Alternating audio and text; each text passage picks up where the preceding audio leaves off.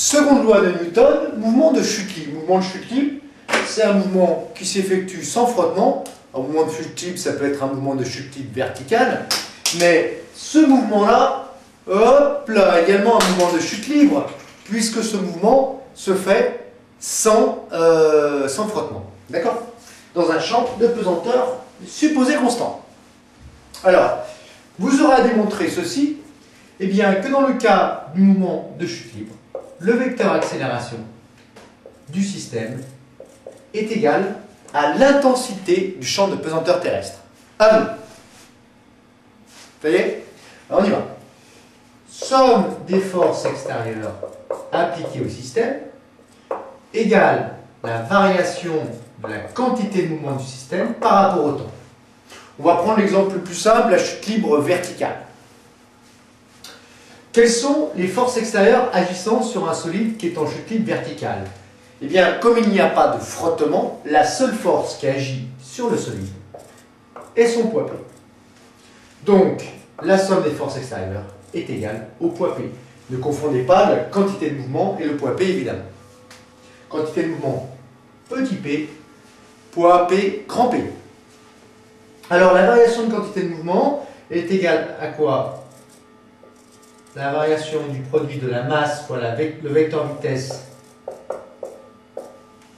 du centre d'inertie du solide, tout ça évidemment dans le référentiel galiléen, qui est égal au poids P, qui est égal au produit de la masse fois l'intensité du champ de pesanteur terrestre, je vous rappelle.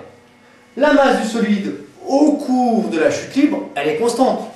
On peut donc la sortir de la dérivée, ce qui nous donne m fois la dérivée du vecteur vitesse par rapport au temps, qui est égal à m fois g.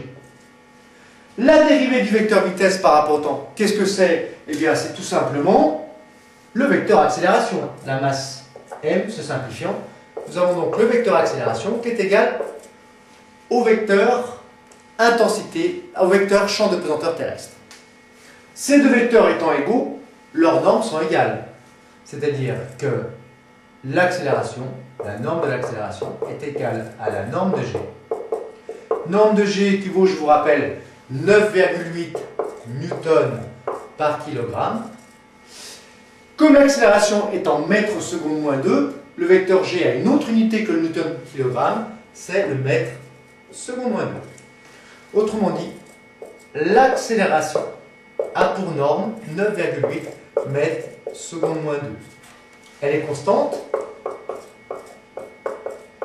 C'est égal donc à une variation de vitesse sur une variation de temps. Si je prends une variation de temps égale 1 seconde, eh bien ça veut dire que la variation de vitesse vaut 9,8 mètres secondes moins 1. Puisque 9,8 mètres secondes moins 1 divisé par 1 seconde, ça nous donne donc 9,8 mètres secondes moins 2. Qu'est-ce que ça signifie? Tout simplement qu'au cours d'une chute libre, la vitesse varie de 9,8 à peu près 10 mètres par seconde en 1 seconde.